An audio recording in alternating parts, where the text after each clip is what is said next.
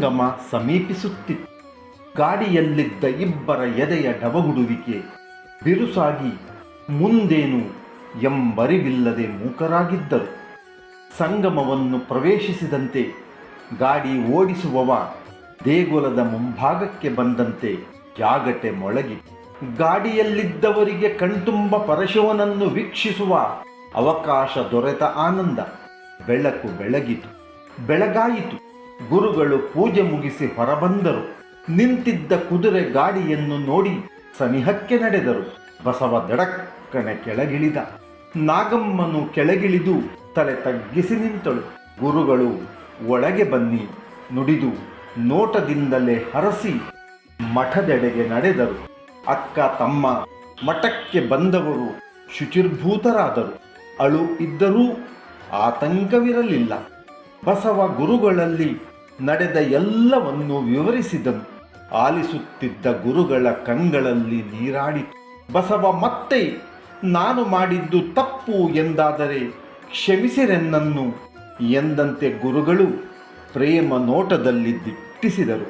ಮೈ ದಡವಿ ಸಂತೈಸಿದರು. ನಿಧಾನವಾಗಿ ಬಸವ, ದುಃಖಿಸದಿರು. ಈ ಜಗದ ಮಾನವರೆಲ್ಲರೂ ನಿಜಾರ್ಥದಲ್ಲಿ ಬಂಧುಗಳು. ತಾಯಿ ಧಾತ್ರಿಯ ಮಕ್ಕಳಿಗೆ ಧರಿತ್ರಿಯ ಗಾಳಿ, ಬೆಳಕು, ನೀರು, ನೆಲದಲ್ಲಿ ಸಮಪಾಲಿದೆ. ತಮವನ್ನು ಕಳೆಯಲು ಬೆಳಕು ಬೇಕಿರುವಂತೆ ಹೊಸ ದಾರಿಯನ್ನು ಸಮಾಜಕ್ಕೆ ತೋರಲು ನಿನ್ನಂಥವರು ಬೇಕೇ ಬೇಕು. ನೀನು ತೋರಿರುವ ಪ್ರೀತಿಯನ್ನು ಪರಶಿವನು ನಿಶ್ಚಿತವಾಗಿ ಮೆಚ್ಚುತ್ತಾನೆ ಎಂದರು. ಬಸವನಾಗ, ಗುರುವರಿಯ, ನನ್ನ ಮನಕ್ಕೀಗ ನೆಮ್ಮದಿ. ನಿಮ್ಮ ರಕ್ಷಣೆಯ ಬಯಸಿ ಬಂದಿರುವೆ. ಸಂಗಮವೆನ್ನ ತವರು ಮನೆ, ಸಂಗಮೇಶ್ವರನೆನ್ನ ಹೆತ್ತಮ್ಮ. ನನ್ನೊಡನಿರುವ ನನ್ನಕ್ಕ ನನ್ನನ್ನು ಅನುದಿನವೂ ಪೊರೆದು ಹೊಸ ಮೆರುಗು ತುಂಬಿದ ಪ್ರಭಾವಲಯ. ನಾನು ನನ್ನಕ್ಕನ ಅನುಜನಲ್ಲ, ಅವಳ ಜೊತೆಯಲ್ಲಿರುವ ಪಡಿನೆರಳು. ಸಂಗಮ ಸಂಗಮ ಎನ್ನುತ್ತ ನನ್ನ ಮನೆ ಮೊರೆಯಿಡುತ್ತಿರಲು ಇಂಬು ನೋಡಿ ಸಹಕರಿಸಿ ಸಲಹಿದವಳು ನನ್ನೀ ಅಕ್ಕ. ಇವಳೇ ನನ್ನುಸಿರು, ಇವಳೇ ನನ್ನಾತ್ಮ ಎಂದಂತೆ ಗುರು ಸಂಗಮೇಶ್ವರರ ಮನ ಮೂಕವಾಯಿತು. ಆನಂದ ಮೈದುಂಬಿತು. ಮೆಲ್ನುಡಿಯಲ್ಲಿ, ಮಕ್ಕಳೇ, ನಾನು ಸನ್ಯಾಸಿ. ಆದರೆ ಇಂದು ಬಂದಿರುವ ನೀವಿಬ್ಬರೂ ಇಂದಿನ ದಿನದಿಂದಲೇ ನನ್ನ ಮಕ್ಕಳು ಎಂದಂತೆ ನಾಗಕ್ಕ ಬಸವರ ಆನಂದಕ್ಕೆ ಮೇರೆ ಇಲ್ಲವಾಯಿತು. ಹಿಗ್ಗಿನಲ್ಲಿ ಮೇಲೆದ್ದು ಗುರುಗಳಿಗೆ ಪೊಡಮಡಲು ಅವರ ಪಾದ ಪದ್ಮಗಳಿಗೆ ಕಣ್ಣೀರಾಭಿಷೇಕ. ಮುಂದೆ ನಾಗಮ್ಮ ಪತಿಗ್ರಹಕ್ಕೆ. ಬಸವ ಗುರುಕುಲದಲ್ಲಿ ದಿನ ದಿನಕ್ಕೆ ಅರಳುತ್ತಾ ಬಸವ ಗುರುಕುಲದ ಎಲ್ಲರ ಅಚ್ಚುಮೆಚ್ಚಿನವನಾದ. ತನ್ನ ಹೊಸ ಹೊಸ ಮಾನವೀಯ ಚಿಂತನೆಗಳಿಂದ ಎಲ್ಲರ ಮನಗೆಲ್ಲುತ್ತಿದ್ದ. ಒಮ್ಮೆ ಗುರುಗಳು, ಬಸವ, ನಮ್ಮೆದೆಯ ಕಮಲದಲ ವರಳಿಸಲು ಸುರಿಸಿದ ಬಾಲಾರ್ಕ ಕಿರಣವರ್ಷ ನೀನು. ಕೇಳಿದಷ್ಟು ತಣಿಯದ ನಿನ್ನ ಮಾತುಗಳ ಆಲಿಸುತ್ತಾ ನಾನು ಸಂಭ್ರಮಿಸಿರುವೆ. ಚಂದ್ರೋದಯಕ್ಕೆ ಹೊಸ ಮೆರುಗು ಬರುವಂತೆ ನೀ ನನಗೆ ನವ ಮುತ್ತುಗಳ ಮಾಲೆಯಂತೆ ತೋರಿರುವಿ. ನೀನು ನಮ್ಮಿ ಗುರುಕುಲವನ್ನು ಹೊಸ ಹೊಸ ಚಿಂತನೆಯ ಕುಲುಮೆಯಲ್ಲಿ ಇರಿಸಿ ಬೆಳಗಿರುವಿ. ನಿನ್ನ ಚಿಂತನೆಗಳ ಫಲವನ್ನು ಗುಂಡು ಜಗದಗಲ ಹರಡಿ ಬೆಳಗಲೆನ್ನುವ ಆಸೆ ನನ್ನದು ಎಂದರು. ದಿನವು ಉರುಳುತ್ತಿರುವಂತೆ ಬಸವ ತಾನಾಗಿಯೇ ಕರದಿಷ್ಟಲಿಂಗ ಪೂಜಾಕ್ರಮವನ್ನು ಅಳವಡಿಸಿಕೊಂಡನು. ಇದರ ಹೊರತಾಗಿ ಬೇರೇನೂ ಬೇಡ ಎಂಬಂತಿದ್ದನು.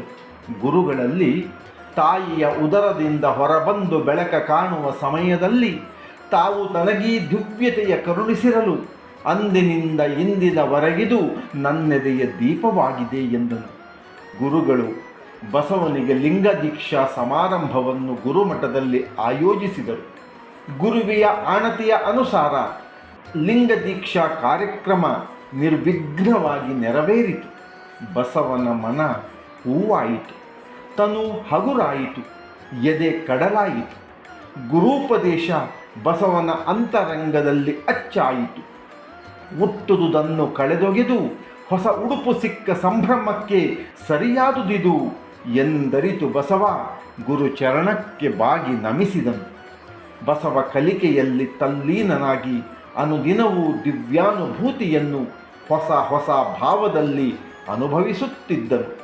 ದಿನ ದಿನಕ್ಕೆ ದಿಗಂತದ ಪರಿಧಿ ವಿಸ್ತರಿಸತೊಡಗಿತು. ಮನದಲ್ಲಿ ತನ್ನೆದೆ ಎಂಬ ಋಷಿವನ ಸದೃಶ ಕಾನನದಲ್ಲಿ ಹಾಡುತ್ತಿವೆ ಹಕ್ಕಿಗಳು, ನಲಿದಾಡುತ್ತಿದೆ ಮಿಗಗಳು, ಬೀಸುತ್ತಿದೆ ತಂಗಾಳಿ, ಕಂಪ ಸೂಸುತ್ತಿವೆ ಮಲರು, ಚಿಗುರು ತೊನೆದಿದೆ ಹುಲ್ಲು. ಕಾನನದ ನಡುವಿನ ಬಟ್ಟ ಬಯಲಲ್ಲಿ ನಿಂತೆಹೇನು ನಾನು ಪ್ರಕೃತಿಯ ಶಿಶುವಾಗಿ ಆಸ್ವಾದಿಸುತ್ತ ಎಲ್ಲವನ್ನು ಎಂದು ಸಂಭ್ರಮಿಸತೊಡಗಿದನು. ಒಮ್ಮೆ ಗುರು ಸಂಗಮೇಶ್ವರರು ಬಹು ಅಪರೂಪದಲ್ಲಿ ಎಂಬಂತೆ ಒಂದು ಇರುಳಿನ ಸಮಯದಲ್ಲಿ ಬಸವನನ್ನು ತಮ್ಮೆದುರು ಕೂರಿಸಿಕೊಂಡಿದ್ದರು. ಬಸವನ ಮುಗ್ಧ ನಗೆ ಅವರ ಅಂತರಂಗದಲ್ಲಿ ಅಚ್ಚಾಗಿತ್ತು. ಮೈದಡವಿದರು, ಮುದ್ದಿಸಿದರು. ಬಸವ ಗುರುಪಾದ ಪದ್ಮಕ್ಕೆ ಮಣಿದು ಮುದ್ದು ಮುದ್ದಾದ ಒಲವ ನುಡಿಗಳಲ್ಲಿ, ಗುರುವರರೇ, ತಾವೆನ್ನ ಬದುಕಿನೈಸಿರಿ. ತಮ್ಮೊಲವ ಹರಕೆ ನನ್ನೊಡನಿರಲು ನಾನು ಬೇರೇನನ್ನು ಬಯಸಲಾರೆನು. ನೆರಳ ಆಶ್ರಯವಿದೆ ಭಾವದಲ್ಲಿ ವಿಹರಿಸುವೆ ನುಡಿದವನು, ದಯವಿಟ್ಟು ಕರೆಸಿಕೊಂಡ ಕಾರಣವನ್ನು ಅರುಹಿ ಎಂದನು. ಬಸವನ ಮನದಾತುರ ಕುತೂಹಲವನ್ನು ಅರಿತ ಸಂಗಮೇಶ್ವರ ಗುರುಗಳು ಒಲವ ನುಡಿಗಳ ಹಿತೋಪದೇಶ ಮಾಡಿ, ಬಸವ, ಮರೆಯದಿರು. ಧರ್ಮ ಎಂದರದು ಮನುಕುಲಕ್ಕೆ ನಡೆವ ದಾರಿಯನ್ನು ತೋರುವ ನೀತಿ ಮಾರ್ಗ. ಈ ಮಾರ್ಗದಲ್ಲಿ ನಡೆದರೆ ನಾಳೆಗೆ ಬೆಳಕಾಗುತ್ತೇವೆ ಎಂದು ಕಲಿಯುವಿಕೆಯ ಅಂತರಂಗವನ್ನು ಅರುಹಿದರು. ಬಾಲ ಸೂರ್ಯನು ಬೆಳೆದು ದಿನಮಣಿಯಾಗಿ ಜಗಕತ್ತಲೆಗೆ ಹೊಸ ಬೆಳಕನ್ನು ನೀಡಿ ಬೆಳಗುತ್ತಿರುವಂತೆ ಬಸವ ಮೈ ಮನವ ಹೊಸ ಸಂಸ್ಕಾರ ಮಾರ್ಗದಲ್ಲಿ ನಡೆಸಲು ನಿರ್ಧರಿಸಿದರು. ವೇದಪಾಠ, ಕಾವ್ಯಗಾಯನ, ಪ್ರಕೃತಿಯೊಡನಾಟ, ಪರಿಸರ ಪ್ರಜ್ಞೆ, ಸಾಮಾಜಿಕ ಕಳಕಳಿ ಎಲ್ಲದರಲ್ಲೂ ಸಮಾನಾಸಕ್ತಿ ತೋರಿದನು. ಬೆಳದಿಂಗಳ ಚಂದಿರನಂತೆ ಬೆಳಗುತ್ತಾ ಎಲ್ಲರ ಆತ್ಮೀಯ ಒಡನಾಡಿಯಾದನು. ಬಸವನ ಗೆಳೆಯರೆಲ್ಲರ ಮನದ ಬಸವ ಧ್ಯಾನವಿದು. ಇವನೆಮಗೆ ಹೂಬನದ ಸಿರಿ ಹಸಿರು ಕುಸುರಿ, ಒಡಗೂಡಿರುವ ಚಿಗುರು, ಚೆಲು ಮೊಗದ ಹೂವು, ಸಿರಿ ಸೊಗದ ತಳಿರು, ಪರಿಮಳದ ಅಲರು, ಮಧು ತರುವ ಅಲರುಣಿ, ಮೈ ಮರೆಸುವ ನದಿಯು, ಅಲೆಗಳೇಳುವ ಶರದಿ, ಸಮ್ಮೋಹ ಗಾಯನ, ಜೇನಸಿಹಿ ಹೊತ್ತ ಮಧುಕರ, ಹುಣ್ಣಿಮೆಯ ಬೆಳದಿಂಗಳು, ಎಲ್ಲರೆದೆ ತಣಿಸುವ ಸುಕೋಮಲ ಅನಂಗ. ಬಸವ ಪರುಷಮಣಿಯಾದ, ಹರುಷದೊಲವಾದ, ಸುಮಬೆಳಕ ಹನಿಸುವವನಾದ. ವರುಷ ಉರುಳಿದಂತೆ ಗುರುಕುಲದಲ್ಲೊಮ್ಮೆ 12 ವರ್ಷಗಳ ಕಲಿಕೆಯನ್ನು ಮುಗಿಸಿದ ಹಿರಿಯ ವಿದ್ಯಾರ್ಥಿಗಳಿಗೆ ಬೀಳ್ಕೊಡುಗೆ ಸಮಾರಂಭ. ಬಸವನಿಗೆ ತನ್ನ ಮಾರ್ಗದರ್ಶಿಗಳಂತಿದ್ದ ಹಿರಿಯ ಸಹೋದರರು ದೂರ ಸಾಗುವ ನೋವು ಬೇಸರ ಕಾಡುತ್ತಿತ್ತು. ಕಾರ್ಯಕ್ರಮ ಪ್ರಾರಂಭವಾಗಿ ಸಾಂಗವಾಗಿ ಮುನ್ನಡೆದು ಇದೀಗ ಕಿರಿಯರ ಕಡೆಯಿಂದ ಹಿರಿಯರಿಗೆ ಅಭಿನಂದನೆ ಘೋಷಣೆಯಾಯಿತು. ಬಸವನಿಗೆ ಮಾತಿಗೆ ಅವಕಾಶ ನೀಡಿದರು. ಬಸವ ಕಸ್ತೂರಿ ಕನ್ನಡದಲ್ಲಿ ಶಿವನನ್ನು ಪ್ರಾರ್ಥಿಸಿ ಗುರುವಂದನೆ ಸಲ್ಲಿಸಿ ಮಾತು ಪ್ರಾರಂಭಿಸಿದ. ಹಿರಿಯರಿಗೆ ವಿದಾಯದ ನುಡಿಗಳೊಡನೆ, ಬದುಕು ಕಳೆದಿದೆ ಇಲ್ಲಿ, ಬದುಕು ಅರಳಿದೆ ಇಲ್ಲಿ, ಮುಗಿಸಿ ಇಲ್ಲಿನ ಬದುಕನ್ನು ತೆರಳುವ ಸ್ನಾತಕರ ಬದುಕು ಅರಳಲಿನ್ನು ಬಾಳ ರಂಗದಲ್ಲಿ ತರಲವರು ಹೆಸರನ್ನು ಕಲಿತ ಗುರುಕುಲಕ್ಕೆ ಮುಂದಾರಿ ತೋರಲಿ ಮನುಕುಲಕ್ಕೆ. ಅದನ್ನರಿತು ಕಿರಿಯರಾಗಿರುವ ನಾವೆಲ್ಲ ನಾಳೆಗಳ ಕಂಡು ಮಾರ್ಗದರ್ಶಕವಾಗಿ ನಡೆಯುವಂತಾಗಲಿ ಎಂದ. ಬಸವನ ಮಾತು ಮುಗಿದಂತೆ ಸಭೆಯ ಕರತಾಡನ ಮುಗಿಲು ಮುಟ್ಟಿತು. ಎಲ್ಲರ ಕಣ್ಣೆದುರು ಹೊಸ ಬೆಳಕೊಂದು ಕಂಡು ಬಂದಂತಾಯಿತು. ಸಭೆ ಮುಗ್ಧವಾಯಿತು. ಬಸವನ ಮಾತು ಮುಗಿದಂತೆ ಹಗಲಿನಂತಿದ್ದ ಇರುಳಿಗೆ ಮತ್ತೆ ಕಾರಿರುಳು ಆವರಿಸಿದಂತಾಯಿತು. ಗುರುಗಳು ಮನದಲ್ಲಿ ನಮ್ಮೆಣಿಕೆ ಹುಸಿಯಾಗಿಲ್ಲ, ಪರುಷ ಮುಣಿಯುವನು, ಇನ್ನು ಮುಂದಿದೆ ಉರುಳುವ ಗಾಳಿಯ ವೈಭವವನ್ನು ಕಾಣುವ ಸುಯೋಗ ಎಂದು ಹರಸಿದರು. ವರುಷವು ಸುರಿದು ಮಧುರ ಗಂಧವು ದಾರಿ ಇದೆ ಆವರಿಸಿದ ತೋಷದಲ್ಲಿ ನಿಧಾನವಾಗಿ ತಾಣ ಸೇರಿದರು. ಮುಂಜಾನೆಯಾಯಿತು. ಅಂದು ತಿಂಗಳ ಅನಧ್ಯಯನದ ದಿನ. ಬಸವ ಎಂದಿನ ಪರಿಪಾಠದಂತೆ ಅಂದೂ ಊರೊಳಗೆ ಹೋಗಿದ್ದ. ಕಪ್ಪಡಿ ಸಂಗಮವು ಅವನಿಗೆ ഇരുಳುಗಳ ಮಾಯೆ ಅಡಗಿ, ಇಬ್ಬನಿಯು ಹಾಳಾಗಿ, ಹಾಲು ಬೆಳಕಾಗಿ, ಸಂಗಮದ ಸಲಿಲ ನಾದವನ್ನು ಒಡಲಲ್ಲಿ ಇರಿಸಿಕೊಂಡಂತಿತ್ತು. ಸುಪ್ರಭಾತದ ಶುಭೋದಯ ಹೇಳಲು ಮುಂಜಾನೆಯ ಸೂರ್ಯ ಓಡೋಡಿ ಬಂದಿದ್ದ. ಬಂದವನು ಮೇಲೇರತೊಡಗಿದ. ಬಸವ ಸುತ್ತಲಿನ ದೃಶ್ಯ ವೀಕ್ಷಕನಾಗಿದ್ದ. ಮನದಲ್ಲಿ ನಾನಾವುದೋ ಅರಿವಿರದ ಲೋಕದಲ್ಲಿ ತೆರ್ರನೆ ತಿರುಗುತ್ತಿರುವವ ಎಂಬ ಭಾವ, ಚಡಪಡಿಕೆ, ಕಣ್ಣೆದುರ 100,000 ವ್ಯಾಪಾರಗಳ ಮರ್ಮವನ್ನು ಅರ್ಥೈಸಿಕೊಳ್ಳಲಾಗದ ಅಸಹಾಯಕತೆ. ವರುಷದ ಮೇಲೆ ವರ್ಷ ಉರುಳಿತು. ನಾಗಮ್ಮನಿಗೆ ಸುತಜನನ.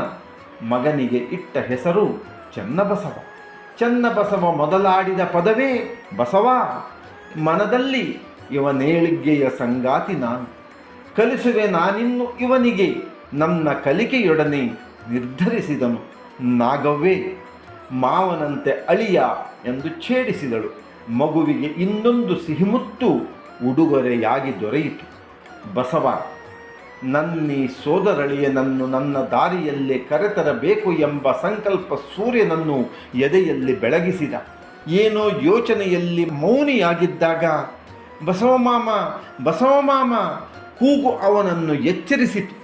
ಮರೆತು ಚಿಂತಾಲೋಕವನ್ನು ಹೊರಬಂದ. ಚೈತನ್ಯವನ್ನು ಚಿಗುರಿಸಿದ. ಊರ ಜಾತ್ರೆಯ ಸಮಯ ಸನಿಹವಾಗುತ್ತಿದೆ. ಸುದ್ದಿಯೂ ಬಂತು. ಗುರುಗಳ ಮಾರ್ಗದರ್ಶನದಲ್ಲಿ ಬಸವ ಜಾತ್ರಾ ವಿಶೇಷವಾಗಿ ವಿನೂತನ ಕಾರ್ಯಕ್ರಮ ನೀಡಲು ಸಿದ್ಧನಾಗತೊಡಗಿದ. ಮನರಂಜನೆಗೆ ಮಾತ್ರ ಕಾರ್ಯಕ್ರಮವನ್ನು ಮೀಸಲಾಗಿರಿಸದೆ ಅರಿವಿನ ದೀಪ್ತಿಯಾಗಿಯೂ ಸಾದರಪಡಿಸುವಲ್ಲಿ ಕಾರ್ಯನಿರತನಾದ. ಭಾವಕ ಭಾವತಿಯರು ಕಂಡಂತೆ ಭಾವಜನನು ಬಸವನಲ್ಲಿ ಭಾವುಕರೆಲ್ಲರೂ ಬದುಕ ಭಾಗ್ಯವಿದು. ಭಾನುವಿನ ಭಾತಿ ಭವ್ಯತೆ ಭಾಜನವಾಗಿಸಿತು. ಭವಿಯ ಭವಿತವ್ಯಕ್ಕೆ ಭಾಗ್ಯತೆಯ ಭಾಸುರತೆಗೆ ಭಾಷ್ಯಕಾರರೆನಿಸಿ ಭುವಿಯಲ್ಲಿರುವುದು ಎಂಬಂತೆ ಭವರೂಪಿಯಾದ ಭಾಸ್ಕರನೆನಿಸಿದನು. ಬಸವನಿಗೆ ಗುರುಗಳ ಎದುರಿನಲ್ಲಿ ಏನೋ ಹೇಳಬೇಕೆನ್ನುವ ಆಸೆ. ಹೇಳಲಾರದೆ ಸೋತಿದ್ದ. ಗುರು ಮೊಗ ದಿಟ್ಟಿಸಿದ. ಹೇಳು ಎಂದರೆನಿಸಿತು. ಮೌನ ಗರ್ಭವನ್ನು ಒಡೆದ ಕರಿಮುಗಿಲ ಆಗಸದಲ್ಲಿ ಗುಡುಗು ಸಿಡಿಲುಗಳ ಬಳಿಕ ಹೊರಹೊಮ್ಮುವ ಆಗಸದ ಪನ್ನೀರ ಸಿಂಪಡಿಸುವಂತೆ ಈ ಸಮಾಜದಲ್ಲಿ ಪುರುಷರು ಮಹಿಳೆಯರು ಸಮಾನರೆಂದಾಗಬೇಕು. ಅದಕ್ಕಾಗಿ ಮಹಿಳೆಯರಿಗೂ ಲಿಂಗ ಧಾರಣೆ ಆಗಬೇಕು ಎಂದನು. ಬಸವನೆದ ನುಡಿಗಳನ್ನು ಆಲಿಸಿದ ಗುರುಗಳು ಆನಂದದೊಡನೆ ಆತಂಕವನ್ನೂ ಅನುಭವಿಸಿದರು. ಇದು ಸಮಾಜದ ಶಾಂತ ಪರಿಸರಕ್ಕೆ ಕಲ್ಲನ್ನು ಎಸೆದಂತೆ ಆದೀತೇನೋ ಎಂದು ಅಂಜಿದರು. ಅಗ್ನಿಯ ಒಡಲಲ್ಲಿ ಬಿಸಿ ಬೆಂಕಿ ಇರುವಂತೆ ಈ ಬಸವ ತನ್ನೆಳೆಯ ಒಡಲಿನಲ್ಲಿ ಲಿಂಗಭೇದ ನಗಣ್ಯ, ನಾವೆಲ್ಲರೂ ಒಂದೇ ಎಂಬ ಸಮಾಜೋದ್ಧಾರ ಎನ್ನುವ ಸುಡು ಸುಡು ಬೆಂಕಿಯನ್ನು ತನ್ನ ಒಡಲಿನಲ್ಲಿ ಕಟ್ಟಿಕೊಂಡಿರುವನೆಂಬ ಆತಂಕವೂ ಮೂಡಿತು. ಮೌನಧಾರಿಗಳಾದರು. ಬಸವನು ತನ್ನೆದುರು ರಾಜ ತೇಜದ ಗುರುವು ಏನನ್ನೂ ನುಡಿಯದೆ ಮೌನ ವ್ರತವನ್ನು ಆಚರಿಸುತ್ತಿರುವ ವಿಗ್ರಹದಂತೆ ಇರುವುದನ್ನು ಕಂಡನು. ಕುಗ್ಗಿದನು. ಮನದಲ್ಲಿ ಉರಿವ ಸೂರ್ಯ ನೊಡಲ ಬೆಳಕನ್ನು ಆರಿಸುವ ದೌರ್ಭಾಗ್ಯ ನನ್ನದಾಯಿತೆ ಚಿಂತಿಸಿ ಭಯಭೀತನಾದನು. ಕಂಬನಿ ದಾರಿಯಾಯಿತು. ಸನಿಹಕ್ಕೆ ಬಂದ ಗುರುಗಳು ಅವನ ಮೊಗವ ಮುಟ್ಟಿ ಮೇಲೆತ್ತಿದಂತೆ ಸುರಿವ ಕಂಬನಿಯಲ್ಲಿ ಮಳೆಬಿಲ್ಲು ಹೊಳೆಯಿತು ಎಂದು ಅನ್ನಿಸಿತು. ಗುರುಗಳೆದುರು ಮಾತ ಮುಂದುವರಿಸಿದ ಬಸವ ತನ್ನ ಅಂತರಂಗದ ಆಸೆಯನ್ನು ತೆರೆದು ತೋರಿಸಿದ. ಎದೆ ಭಾವವನ್ನು ಇಳಿಸಿ ಹಗುರಾದ. ನಿರ್ಮಲ ಚಿತ್ತದಲ್ಲಿ ಗುರುವರರ ದಿಟ್ಟಿಸಿದ. ಮಾತಾಗಿ ಹೊರಬರುವುದು ಗುರುಪ್ರಸಾದ ಎನಗೆಂದು ಭಾವಿಸಿದ. ಬೆಂದಿರುವ ಮನಕ್ಕೆ ತಣ್ಣನೆಯ ನೆರಳ ಸುಖವನ್ನು ಕರುಣಿಸುವ ಆಸೆಯಲ್ಲಿ ಗುರುವರರು ತಮ್ಮ ಅಂತರಂಗದ ಅಭಿಪ್ಸೆಯನ್ನು ಮನೋಜ್ಞವಾಗಿ ಅರುಹಿದರು. ಕೊನೆಗೆ ನಿನ್ನಾಸೆಯನ್ನು ಈಡೇರಿಸುವ ಬದ್ಧತೆ ತೋರು, ನಾನು ನಿನ್ನೊಡನಿರುವೆ ಎಂದರು. ಬಸವನಾಗ, ಗುರುಗಳೇ, ನಡೆಯುವ ದಾರಿ ಸರಿ ಇದ್ದರೆ ನಾನಾವುದಕ್ಕೂ ಹೆದರೆನು. ಇಂದಲ್ಲ ನಾಳೆ ಎಲ್ಲರೂ ನನ್ನೊಡನೆ ಬರುವುದು ಖಚಿತ ಎಂದನು. ಸೂರ್ಯ ಮುಳುಗಿದ್ದ. ಶಶಿ ಮೇಲ್ಬಂದು ಹಾಲ್ ಬೆಳದಿಂಗಳು ಹರಡಿದ್ದ. ಇಳೆಯ ಸೊಬಗು ಇಮ್ಮಡಿಸಿ ಮುಮ್ಮಡಿಸುತ್ತಿತ್ತು. ಕಲಕಲ ತುಮುಲ ಪಕ್ಷಿಗಾನ ಮೇಳೈಸಿತ್ತು. ಸಂಜೆಯ ಪೂಜೆ ಮುಗಿಸಿ ಗುರುಗಳು ಮೇಲೆದ್ದರು. ಹೊರಬಂದಾಗ ಬಾಗಿಲಲ್ಲಿ ಕಾಯುತ್ತ ನಿಂತಿದ್ದ ಒಂದಷ್ಟು ಜನರು ಕಾಣಿಸಿದರು. ಗುರುಗಳು ಎಲ್ಲರನ್ನೂ ಒಳಕರೆದು ಉಪಚರಿಸಿದರು. ಬಂದವರನ್ನು ಗುರುತಿಸಿ ಸವಿ ನುಡಿಗಳನ್ನು ಆಡಿ ಬಂದಿರುವ ಕಾರಣವನ್ನು ಕೇಳಿದರು. ಎಲ್ಲರೂ ಬಸವ ತನ್ನಕ್ಕನ ಲಿಂಗ ಧಾರಣೆಯಲ್ಲಿ ವಹಿಸಿದ ಪಾತ್ರವನ್ನು ಟೀಕಿಸಿದರು. ಅಷ್ಟರಲ್ಲಿ ಬಸವ ಕಾಣಿಸಿದ. ಬಂದವರ ಬೊಬ್ಬೆ ಜೋರಾಯಿತು. ಬಸವನ ಕುರಿತಾಗಿ ಹೇಯ ನುಡಿಗಳನ್ನು ಆಡಿ ಹೂಂಕರಿಸಿ ತೆರಳಿದರು. ಗುರುಗಳು ಬಸವನ ಮುಖದ ಮೇಲ್ಮುಸುಕನ್ನು ಸರಿಸಿ ಇಂತೆಂದರು, ಅಣುಗ, ದುಮ್ಮಾನವೇಕೆ? ಬದುಕ ಸಂತಸದ ಸವಿಯನ್ನು ಇಂಟುವ ಸಮಯದಲ್ಲಿ ಬೇಸರದ ಗಡಿಗೆಯನ್ನು ಹೊತ್ತಿರುವೆ. ನಿನ್ನ ಮನಬಿಚ್ಚಿ ಅಂತರಂಗದ ಅಳಲನ್ನು ಅರುಹು. ಸಮರವಲ್ಲದ ಸಮರವಿದು. ನಾನು ಗೆದ್ದಿದ್ದೇನೆಂಬ ಹಮ್ಮು ಬೇಡ. ಸೋತವಗೂ ಸೋತ ದುಃಖ ಸದಾ ಕಾಡಬಾರದು. ಇತರರ ಸೋಲಿನಲ್ಲಿ ನಮ್ಮ ಗೆಲುವನ್ನು ನಾವು ಕಾಣಬಾರದು. ಸೋತ ಚಿಂತೆಯು ಕಾಡುವ ಮೊದಲು ಒಲಿಸಿಕೋ ನೀನೆಲ್ಲರನ್ನು ನೀಡಿ ನಿನ್ನ ಗೆಲುವಿನಲ್ಲಿ ಅವರ ಪಾಲನ್ನು ಕೂಡ. ಅವರಾಗ ನಿನ್ನೊಡನೆಯೇ ಸದಾ ಇದ್ದು ನಿನ್ನವರು ನೇಹದಲ್ಲಿ ಅಂತರಂಗದಲ್ಲಿ ಅಡಗಿರುವರು. ಬಸವ, ನೆನಪಿರಲಿ, ಹವಿ ಆಗಬೇಕಾದೀತು ನೀನು ನಾಳಿನ ಬಾಳ ಸಮರದಲ್ಲಿ. ಎದೆಗುಂದದಿರು. ಇಂದಿನ ಜಯ ಯಶೋಗಾಥೆಗೆ ಹೊಸ ಮುನ್ನುಡಿಯನ್ನು ಬರೆಯಲಿ. ತೋರು ನೀನೆಲ್ಲರಿಗೆ ನಿನ್ನ ಜಯ ಮೊಗವನ್ನು. ದೇಸಿಗರ ನಾಡಿನಲ್ಲಿ ನೆಲೆಸಿ ಮುಂದುವರಿಯುವಲ್ಲಿ ಇಂದಿನಿಂದಲೇ ಸಿದ್ಧನಾಗು. ಎಲ್ಲರನ್ನು ಅನುಸರಿಸಿ ತಂದೆ, ತಾಯಿ, ಗುರು, ಸೋದರರು ನೀವೆನಗೆ ಎನ್ನುತ್ತಾ ಅಭಿಮಾನ ತೋರು. ಆಗ ಅವರೆಲ್ಲರೂ ಉಪಚರಿಸುತ್ತಾ ಲಲ್ಲೆಗೈಯುವರು. ಒತ್ತಿ ಅಪ್ಪಿಕೊಳ್ಳುವರು. ತೊಡೆಯ ಹಾಸುಗೆಯಲ್ಲಿ ಮಲಗಿಸುವರು. ಭಾವ ಶಿವಸ್ವಾಮಿ, ಅಕ್ಕ ನಾಗಮ್ಮನ ಇಷ್ಟಲಿಂಗ ದೀಕ್ಷಾ ಕಾರ್ಯದ ಹಿನ್ನೆಲೆ ಹಾಗೂ ಬೆನ್ನುಲುಬು ಬಸವಣ್ಣನನ್ನು ಗುರುಗಳು ಹರಸಿದರು. ಬಸವನ ಕಂಗಳಲ್ಲಿ ಆನಂದ ಬಿಂದು. ತನ್ನಕ್ಕನ ಕೊರಳಲ್ಲಿ ಮಿನುಗುತ್ತಿದ್ದ ಲಿಂಗವನ್ನು ಕಂಡಂತೆ ತಾನು ಹಿಂದೊಮ್ಮೆ ನುಡಿದಿದ್ದ, ನನ್ನಕ್ಕನಿಗಿಲ್ಲದ ಯಜ್ಞೋಪವೀತ ಬೇಡವೆನಗೂ ಮಾತು ನೆನಪಾಯಿತು. ತನ್ನೊಳಗೆ ಸಂಭ್ರಮಿಸಿ ಕೋಟಿ ಕಿರಣ ಕಿರೀಟಿಯಾಗಿ ಬೆಳೆದನು. ಚನ್ನ ಬಸವನಿಗೆ ಒಂದರ ಹರೆಯ. ಆಗಸದಲ್ಲಿ ದ್ಯುಮಮಣಿ ದೇದೀಪ್ಯಮಾನದಲ್ಲಿ ಮೈದುಂಬಿ ಹೊಸ ದ್ಯೂತಿಯಲ್ಲಿ ಇದ್ದು ಚನ್ನ ಬಸವನ ಪ್ರತಿರೂಪದಂತೆ ತೋರುತ್ತಿತ್ತು. ಪುಟ್ಟ ಪುಟ್ಟ ಹೆಜ್ಜೆಗಳನ್ನು ಇಡುತ್ತಾ ಪುಟ್ಟ ಬಾಲ ನಡೆದಾಡತೊಡಗಿದ್ದನು. ಮನೆಯ ಎಲ್ಲರ ಎದೆಯಲ್ಲಿ ಆನಂದದ ಸವಿಯೂಟ. ಚನ್ನ ಬಸವನ ಕಿಲುಕುಲು ನಗು ಮನಮುದಕ್ಕೆ ನಿನಾದದಂತಿತ್ತು. ಸೋದರಳಿಯನ ಕಾಣುವಾಸ ಎಂದ ಗುರುಮಠದಿಂದ ಹೊರಟಿದ್ದ ಬಸವನಿಗೆ ಗುರುಗಳು ವಿಭೂತಿ ಗಟ್ಟಿಯೊಂದನ್ನು ನೀಡಿ ಮಗುವನ್ನು ಕಂಡಂತೆ ಅವನ ಲಲಾಟಕ್ಕೆ ಗುರು ಕಾಣಿಕೆ ಆಗಿಸಿ ಇದನ್ನು ಹಚ್ಚು. ನಾಗವ್ಯೆಯಲ್ಲಿ ಪ್ರತಿದಿನವೂ ಮಗುವಿನ ಲಲಾಟದಲ್ಲಿ ಇದನ್ನು ಹಚ್ಚಬೇಕೆಂದು ಗುರು ಆಣತೆ ಆಗಿದೆ ಎಂದು ನೀಡವಳಿಗೆ ನುಡಿದುಕೊಟ್ಟರು. ಚನ್ನಬಸವ ಹೆತ್ತವರ ಮುದ್ದಿನ ಕೂಸಾಗಿ ಮಡಿಲ ಹೂವಾಗಿ ಹಗಲ ಇನನಂತೆ ದಿನದಿನವೂ ಬೆಳೆಯುತ್ತಿದ್ದನು. ಬಸವಣ್ಣನ ಒಲವೆದೆಯ ಮಿಡಿತವಾಗಿದ್ದನು. ಬಸವ ತಾನು ಕಲಿಯುತ್ತಿರುವ ಪಾಠ ಪ್ರವಚನಗಳನ್ನು ಮನನಿಸುತ್ತಾ ಪ್ರೌಢಿಮೆಯನ್ನು ತನ್ನದಾಗಿಸಿಕೊಳ್ಳುತ್ತಿದ್ದನು. ಮನದಲ್ಲಿ ನಿಶೆಗೆ ರವಿಯಾಗಿರಲು ಶತ್ರು, ಅಜ್ಞಾನಕ್ಕೆ ಜ್ಞಾನವೇ ಶತ್ರು, ಸೋಮಾರಿತನಕ್ಕೆ ಸಾಧನೆಯೇ ಶತ್ರು ಭಾವ ಮೂಡಿತ್ತು. ಮರೆತರೆ ಕಲಿತಿದುದನ್ನು ನನಗೆ ನಾನೇ ಶತ್ರುವಾದೇನು ಭಾವಿಸುತ್ತಾ ನಾನಿಂದು ಕಲಿಯುತ್ತಿರುವುದು ಪೂರ್ವ ಜನುಮದ ಸಂಸ್ಕಾರ ಬಲದಿಂದ. ಆದರೆ ಕಲಿತುದನ್ನು ಅರಗಿಸಿಕೊಳ್ಳುವುದು ಸತತ ಸಾಧನೆಯಿಂದ. ಆಸೆ ಇರುವವರಿಗೆ ಕಲಿತುದನ್ನು ಒಪ್ಪಿಸಲು ಸದಾ ಸಿದ್ಧನಾಗಿರಬೇಕು ಭಾವದಲ್ಲಿ. ಕಲಿತುದುದ ಮತ್ತೆ ಮತ್ತೆ ನೆನಪಿನಲ್ಲಿ ಇರಿಸಿಕೊಳ್ಳುವುದರಲ್ಲಿ ಬಹು ಸಮಯ ಕಳೆಯುತ್ತಿದ್ದನು. ಅಂದೊಮ್ಮೆ ಗುರುಕುಲದಲ್ಲಿ ಪೂಜೆಯೊಂದು ನಡೆಯುತ್ತಿತ್ತು. ಅಗ್ರಹಾರದ ಮಹಾಜನರು ದೊಡ್ಡ ಸಂಖ್ಯೆಯಲ್ಲಿ ಸೇರಿದ್ದರು. ಊರ ಪರವೂರ ಸಾಮಂತ ಅರಸರು, ಸಿರಿವಂತರು, ಮಕ್ಕಳ ಹೆತ್ತವರು, ಪೋಷಕರು ಕಾತುರದಿಂದಿದ್ದರು. ಪೂಜೆ ಸಾಂಗವಾಗಿ ನೆರವೇರಿತು. ಮಂಗಳಾರತಿಯಾಯಿತು. ಭೋಜನಕ್ಕೆ ಕೆಲ ಸಮಯವಿತ್ತು. ಗುರುಗಳು ಬಂದಿರುವ ಹಿರಿಯರ ಸಿರಿ ಸಮಯ ವ್ಯರ್ಥವಾಗದಂತೆ ಯಾರಾದರೂ ತಾವು ಕಲಿತ ವಿದ್ಯೆಯಿಂದ ಮನೆ ತುಂಬಿರುವ ಸುಜ್ಞಾನ ನಿಪುಣತೆಯನ್ನು ಸಾದರಪಡಿಸಿ ಎಂದಂತೆ ಗುಂಪಿನ ಗುಜುಗುಜು ನಿಂತಿತು. ಯಾರು ಬಂದಾರು? ಕಾತುರದಲ್ಲಿ ಎಲ್ಲರೂ ಕಾಯುತ್ತಿದ್ದರು. ಸೂಜಿ ಬಿದ್ದರೂ ಕೇಳಿಸುವ ಮೌನ. ಯಾರೂ ಎದ್ದು ಬರದಿರಲು ಬಸವ ಮಂದಹಾಸದಲ್ಲಿ ಮೇಲೆದ್ದ. ವೀಕ್ಷಕರಿಗೆ ಬಕಗಳ ಮಧ್ಯದಲ್ಲಿ ರಾಜಹಂಸ ಮೇಲೆದ್ದು ಬಂದಂತೆ ಕಾಣಿಸಿತು.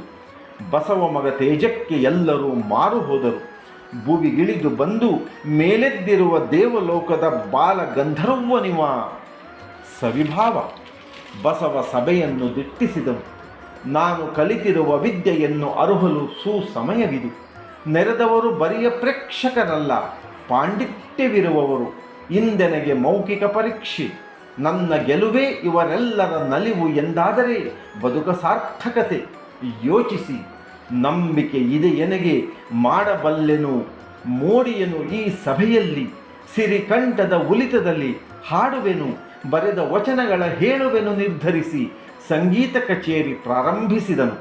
ಕಲಿತ ಸಂಗೀತಗಳನ್ನು ಶುಶ್ರಾವ್ಯವಾಗಿ ಹಾಡುತ್ತಾ ನೆರೆದವರನ್ನು ತನ್ಮಯತೆಯಲ್ಲಿ ತನ್ನವರನ್ನಾಗಿಸಿ ಗುರುಗಳನ್ನು ದಿಟ್ಟಿಸಿ ಹಾಡಿದನು ವಚನವೊಂದನ್ನು.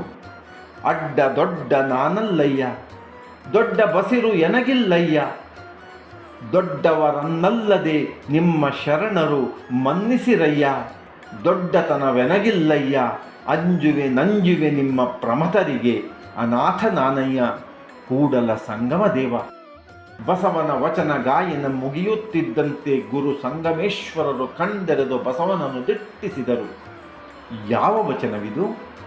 ಯಾರ ವಚನವಿದು? ಕೂಡಲ ಸಂಗಮ ದೇವ ವಚನದಾಂಕಿತ ಯಾರದ್ದು? ಅಚ್ಚರಿಯಲ್ಲಿ ಮುಳುಗಿದರು. ಬಸವನ ವಚನ ಗಾಯನ ಮುಂದುವರಿಯಿತು. ಸಭೆಯಲ್ಲಿ ಚಪ್ಪಾಳೆ, ಇನ್ನೊಂದು ಮತ್ತೊಂದು ಮಗದೊಂದು. ಬೇಡಿಕೆ ನಿರಂತರವಾಯಿತು. ಅಸಾಮಾನ್ಯನಿವನು, ಬಲು ನಿಪುಣ, ಪರಿಣಿತ, ಚತುರ, ಸರ್ವವಿದ್ಯಾಪಾರಂಗತ, ನಿಷ್ಠಮತಿ, ಕರುಣಾಳು, ಧೀಮಂತ, ಬಹುಸುಂದರ, ನುರಿತ ಗಾಯಕ, ಸಾಹಿತ್ಯ ವಿಶಾರದ, ಮೋಡಿಗಾರ, ತಾಪಸಿ, ಶಿಸ್ತಿನ ಸಿಪಾಯಿ, ಒಲವನೇಹಿಗ, ಪರಿಸರ ಪ್ರೇಮಿ, ಬಡ ಜನರ ಬಂಧು, ಮಿತ್ರರ ಆಪ್ತ. ಗುಣಗಾನ ಒಬ್ಬೊಬ್ಬರಿಂದ ಒಂದೊಂದು ರೀತಿಯಲ್ಲಿ ಪ್ರಸರಕ್ಕೆ ಮುಂದಾಯಿತು. ಎಲ್ಲರೂ ಆನಂದದ ಉತ್ಸಾಹದ ಒಲವಿನಲ್ಲಿ ಇವ ಬಸವ, ನಮ್ಮ ಬಸವ, ನಮ್ಮೆಲ್ಲರೊಲವುಸಿರು, ಆಪ್ತ ಸಂಗಾತಿ ಎಂದು ಗುನುಗುತ್ತಿದ್ದರು. ಮೆಚ್ಚುಗೆಯ ಸುರಿಮಳೆ, ಹೊಗಳಿಕೆಯ ಬಿರುಮಳೆ ತೋಯಿಸಿದಂತೆ ಕೂಡಲ ಸಂಗಮವನ್ನು ಬಸವ ಕೊಚ್ಚಿ ಹೋಗದೆ ಹೊಗಳಿಕೆಯ ಪ್ರವಾಹದಲ್ಲಿ ತನ್ನತ ಅರಿಯುವಲ್ಲಿ ಮಗ್ನನಾಗಿ ಇಳೆಯ ಬೇರು ಕಡಿದು ಬಿದ್ದು ಹೋಗದಂತೆ ಅಚಲನಾಗಿದ್ದ. ಆಲಿಸುತ್ತಿದ್ದ. ಸೊಕ್ಕಿಗೆ ನಶೆ ಏರಿಸದಂತೆ ದೃಢ ನಿರ್ಧಾರದಲ್ಲಿದ್ದ. ಧ್ಯಾನಸ್ಥ ಗುರುಗಳ ಎದೆಬಡಿತ ಕೂಡಲ ಸಂಗಮ, ಕೂಡಲ ಸಂಗಮ ಎಂದು ದನಿಸುತ್ತಿತ್ತು. ಕೇಳಿದ್ದ ವಚನವಾದ ಅಂದಣವನೇರಿದ ಸೊಣಗನಂತೆ ಕಂಡಡೆ ಬಿಡದು ತನ್ನ ಮುಂದಿನ ಸ್ವಭಾವವನ್ನು. ಸುಡು ಸುಡು ಮನವಿದು ವಿಷಯಕ್ಕೆ ಹರಿವುದು. ಮೃಡ ನಿಮ್ಮ ನನುದಿನ ನೆನೆಯಲೀಯದು ಎನ್ನಡೆಯ ಕೂಡಲ ಸಂಗಮ ದೇವ. ತಮ್ಮೊಳಗೆ ಗುನುಗಿದರು. ಮತ್ತೆ ಧ್ಯಾನಸ್ಥ ಮೌನ. ಇದ್ದಕ್ಕಿದ್ದಂತೆ ಅಂತರಂಗದಾಲಾಪನೆ. ಇದು ಬಸವ ವಚನ ಎಂದು ದನಿಸಿತು. ಗುರುಗಳು ತಲೆ ಎತ್ತಿ ಬಸವನನ್ನು ನೋಡಿದರು. ಅದೇ ಸಮಯದಲ್ಲಿ ಬಸವನು ತಲೆ ಎತ್ತಿ ಗುರುಗಳನ್ನು ದಿಟ್ಟಿಸಿದ. ಮೌನ ಸಂಪರ್ಕ ಅರಿವಿನ ಚೇತನವಾಯಿತು. ಗುರುಗಳು ಹರ್ಷಿಸಿದರು, ಹರಸಿದರು. ಬಸವನಲ್ಲಿ ಮತ್ತೆ ವಚನಗಳ ಹೇಳುವೆಯ ಕೇಳಿದರು. ಪಾಲಿಗೆ ಬಂದದ್ದು ಪಂಚಾಮೃತ ಭಾವದಲ್ಲಿ ಬಸವ ಒಂದರ ಮೇಲೊಂದು ಹಾಡತೊಡಗಿದ. ಗುರುಗಳು ಕೇಳುತ್ತಲೇ ಇದ್ದರು, ಬಸವ ಹಾಡುತ್ತಲೇ ಇದ್ದ. ಇಬ್ಬರು ಮನೋ ನೆಮ್ಮದಿಯ ಸಿಂಹಾಸನವನ್ನು ಏರಿದರು. ದಿನಗಳು ಉರುಳುತ್ತಿದ್ದಂತೆ ದಿನದುದ್ದದ ಹೊಂಬೆಳಕ ಸವಿಯ ಉಣ್ಣುತ್ತ ಬಸವ ಬೆಳೆಯುತ್ತಿದ್ದ. ದಾರಿ ಇದೆ ದೂರ, ಸೇರುವಲಿ ತೀರ, ಸತ್ಯದರಿವನ್ನು ಹೊಂದಿದ್ದ. ಸಾಹಸವೇ ಸಾಧನೆಗೆ ಬೇರು ಎಂಬುದನ್ನು ಮನಗಾಣಿಸಿಕೊಂಡಿದ್ದ. ಎಲ್ಲರ ಮನಗೆದ್ದು ಚಿರ ನೆನಪಾಗಿ ಅವರೆದೆಯಲ್ಲಿ ನಿತ್ಯ ರಿಂಗಣಿಸುತ್ತಿರಬೇಕು ಎಂಬಾಸೆಯನ್ನು ತನ್ನೆದೆಯ ಉಸಿರಾಗಿಸಿಕೊಂಡಿದ್ದ. ಬಸವ ಮನದಲ್ಲಿ ಸದಾ ರಿಂಗಣಿಸುತ್ತಿದ್ದುದು ಸಲ್ಲಬೇಕಿಲ್ಲ ನಾನು, ಸಂದಂತೆ ನಾನೆಲ್ಲಿ ಸಲ್ಲುವೆನು ಎಲ್ಲೆಲ್ಲು ಎಂಬುದಾಗಿತ್ತು. ನುಡಿದ ಬರೆದಿಟ್ಟ ಮರ್ತ್ಯ ಲೋಕವೆಂಬುದು ಕರ್ತಾರನ ಕಮ್ಮಟವಯ್ಯ. ಇಲ್ಲಿ ಸಲ್ಲುವವರು ಅಲ್ಲಿಯೂ ಸಲ್ಲುವರಯ್ಯ, ಇಲ್ಲಿ ಸಲ್ಲದವರು ಅಲ್ಲಿಯೂ ಸಲ್ಲರಯ್ಯ. ಕೂಡಲ ಸಂಗಮದೇವ. ದಿನ ವಾರ ಮಾಸ ಹೊರಳುತ್ತಿದ್ದಂತೆ ಬಸವ ಬೆಳೆದ. ಹೊಸ ಬೆಳಕ ಅಂದದಲ್ಲಿ ಸಂಭ್ರಮಿಸುತ್ತಾ ತಾನು ತಾನಾಗಿ ಬೆಳೆಯತೊಡಗಿದ. ಒಮ್ಮೆ ಬಸವನಲ್ಲಿ ಗುರುಗಳು ಇಂತೆಂದರು, ಬಸವ, ಕಲಿಕೆಗೆಂದು ಕೊನೆಯಿಲ್ಲ. ಕಲಿತಷ್ಟು ಕಲಿಯಬೇಕು ಎಂಬ ಮನ ಇರುವವನಲ್ಲಿ ತಾಯಿ ಶಾರದೆಯು ಅವನಿಂದ ದೂರವಾಗದೆ ಸದಾ ಅವನೊಡನೆಯೇ ನಲಿಯುತ್ತಿರುತ್ತಾಳೆ. ಆದರೆ ಸಮಯ ಎಂಬುದು ನೀನೆಷ್ಟು ಕಲಿತಿರುವಿ, ನೀನೆಂತು ಕಲಿಯುತ್ತಿರುವಿ ಎಂಬುದರ ನಿಜದರಿವು ನನಗಿದೆ. ಶರದಿಯಲ್ಲಿ ಮುಳುಗಿದರೆ ಅದರಾಳಕ್ಕೆ ಇಳಿಯಲಾರೆವು. ಆದರೆ ಚಿಪ್ಪು ಶಂಖಗಳೊಡನೆ ಮುತ್ತು ರತ್ನಗಳನ್ನು ಹೊತ್ತು ತರಬಲ್ಲೆವು. ಅದರಂತೆ ವಿದ್ಯಾಸಾಗರದಲ್ಲಿ ಮುಳುಗಿ ನೀನು ಹೆಕ್ಕಿ ತಂದಿರುವೆ ಅನರ್ಘ್ಯ ರತ್ನಗಳನ್ನು. ಇವು ಇಂದು ಜ್ಞಾನಸೂರ್ಯನ ಪ್ರಖರ ರೂಪದಲ್ಲಿ ಹೊರಬಂದ ವಚನ ರತ್ನಗಳಾಗಿ ಹೊಳೆಯುತ್ತಿವೆ. ನಿಲ್ಲಿಸದಿರು, ಸದಾ ಮುಂದುವರಿಯುತ್ತಿರು. ದಿನ ದಿನವೂ ಅನರ್ಘ್ಯ ವಚನ ರತ್ನಗಳು ಬದುಕ ಬೆಳಗುತ್ತಿರಲಿ. ಮತ್ತೆ ಮೆಲುಸ್ವರದಲ್ಲಿ ಮುಂದಿನ ಸಮಾವರ್ತನದಲ್ಲಿ ನೀನು ಸ್ನಾತಕನಾಗುವಿ. ಇನ್ನು ನಿನಗಿರುವುದು ಆಕಾಶವನ್ನು ಓದಿ ನಕ್ಷತ್ರಗಳನ್ನು ಎಣಿಸಿ ಜಗದಲ್ಲಿ ಆಡುವುದು ಮಾತ್ರ. ದಿನಗಳು ಉರುಳುತ್ತಿದ್ದಂತೆ ಬಸವನ ಮನದಲ್ಲಿ ಗುರುಗಳಾಡಿದ ಮಾತೆ ರಿಂಗಣಿಸುತ್ತಿತ್ತು. ನಾಳೆ ಏನು, ಎಂತು, ಎಲ್ಲಿ ಎಂಬುದು ಬಿಡದೆ ಕಾಡುತ್ತಿರುವ ಪ್ರಶ್ನೆಯಾಗಿತ್ತು. ಬಸವನನ್ನು ಗಮನಿಸುತ್ತಲೇ ಇದ್ದ ನಾಗಮ್ಮ ತನ್ನ ಆತ್ಮದಾಲಾಪವನ್ನು ಹಿಡಿದಿರಿಸಿಕೊಳ್ಳದೆ ಬಸವನಲ್ಲಿ, ಬಸವ, ನಿನ್ನ ಅನ್ಯ ಮನಸ್ಕತೆಯನ್ನು ಗಮನಿಸುತ್ತಿರುವೆ. ನಿನ್ನ ನಡೆ ನುಡಿಗಳಲ್ಲಿ ಸಹಜತೆ ಗೋಚರಿಸುತ್ತಿಲ್ಲ. ಯಾವುದೋ ಕೊರಗಿನಲ್ಲಿ ದಿನ ಕಳೆಯುತ್ತಿರುವೆ ಎಂಬ ಅನುಮಾನ ನನ್ನನ್ನು ಕಾಡುತ್ತಿದೆ. ಹೇಳು ಬಸವ, ಅದಾವ ಶೂನ್ಯ ಭಾವ ಕಾಡುತ್ತಿದೆ ನಿನ್ನನ್ನು? ನನಗೆ ನಿನ್ನ ರೀತಿ ನೀತಿ ಮನದ ದುಮ್ಮಳವರಿತು ಕಸಿವಿಸಿ ನನಗೆಲ್ಲವನ್ನು ಅರುಹಿ ಪ್ರಶಾಂತ ಮನದವನಾಗಿರು ಎಂದಳು. ಬಸವ ನಿಧಾನವಾಗಿ ಇಂತೆಂದನು, ಅಕ್ಕ, ಚಿಂತಿಸದಿರು. 10 ಯೋಚನೆಗಳು ಬಂದು ಹೋಗುವ ರೀತಿಯಲ್ಲಿ ಕಾಡುತ್ತಿವೆ. 100 ಆದರ್ಶಗಳು ಬಣ್ಣ ಬಣ್ಣದ ಉಡುಗೆಗಳ ತೊಟ್ಟು ಕುಣಿಯುತ್ತಿವೆ. ನಾನು ಇವೆರಡರಲ್ಲಿ ಯಾವುದನ್ನು ಆರಿಸಲಿ ಎಂದು ದ್ವಂದ್ವದಲ್ಲಿ ಸಿಲುಕಿರುವೆ. ನನಗೀಗ ನಿನ್ನಾವ ಪ್ರಶ್ನೆಗಳಿಗೂ ಉತ್ತರ ನೀಡಲಾಗುತ್ತಿಲ್ಲ. ನನ್ನ ಮನದಾಸೆಗೆ ನಾನೇ ಬಲಿ ಪಶುವಾಗಿ ಎಲ್ಲಿ ಇಲ್ಲದವನಾಗುವೆನೋ ಎಂಬ ಭಯವಿದೆ. ನನ್ನ ಮನದಾಸೆಯನ್ನು ಪೊರೆಯದೆ ನಾನೆಲ್ಲಿ ಪಲಾಯನ ಗೈಯುವೆನೋ ಈ ಜಗದಿಂದ ಎಂಬ ನೋವೂ ಕಾಡುತ್ತಿದೆ. ಅಕ್ಕ, ನಾನು ನಾಳೆ ಏನಾಗುವೆನೋ ಅರಿವಿಲ್ಲ. ಆದರೆ ನಿನ್ನ ತಮ್ಮನಾಗಿಯಂತೂ ಇದ್ದೇ ಇರುವೆ. ನಾಗಮ್ಮನ ಮನದಲ್ಲಿ ಬಸವನ ಮದುವೆಯ ಚಿಂತೆ ತುಂಬಿತು. ಬಸವನಲ್ಲಿ ತಿಳಿಸಿದಳು, ಬಸವ, ಅಕ್ಕ, ಹೊರಲಾಗದೆ ಹೊತ್ತಿರುವೆ ಈ ದೇಹ ಭಾರವನ್ನು. ಕಂಗೆಟ್ಟಿರುವೆ ನಾಳೆಗಳನ್ನು ನೆನೆಯುತ್ತಲಿ. ಸದ್ಯ ಮೂಗುದಾರವನ್ನು ಇರಿಸಲಾರೆ. ಪ್ರವಾಸಕ್ಕೆ ಹೋಗಿ ಬರುವೆ. ಬಳ್ಳಿಗಾವೆ, ಬನವಾಸಿ, ಕ್ಷಿಕ್ಷೈಲ ಮುಂತಾದ ಕ್ಷೇತ್ರಗಳನ್ನು ನೋಡಿ ಬರುವ ಆಸೆ ಇದೆ.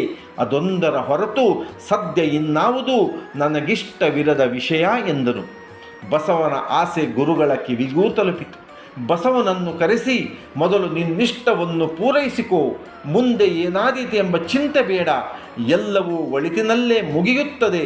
ಸ್ನಾತಕನೆನಿಸುವೆ. ಪಯಣಕ್ಕೆ ಸಿದ್ಧನಾಗು ಎಂದರು. ಬಸವ ಪಯಣ ಸಿದ್ಧತೆಯ ಏಕಮನದವನಾದ.